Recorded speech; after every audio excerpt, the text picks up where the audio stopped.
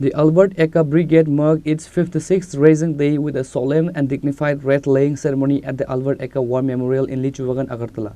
The event served as a powerful reminder of the brigade's storied history of gallantry, sacrifice, and unwavering service to the nation.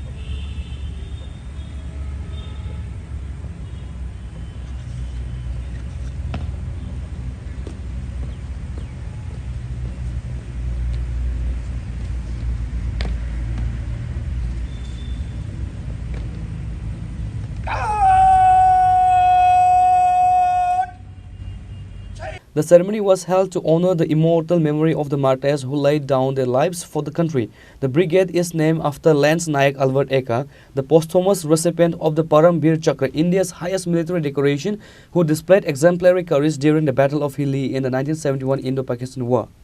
The atmosphere at the War Memorial was one of the profound respect as high-ranking military officers, personnel, and veterans gathered to pay their respects.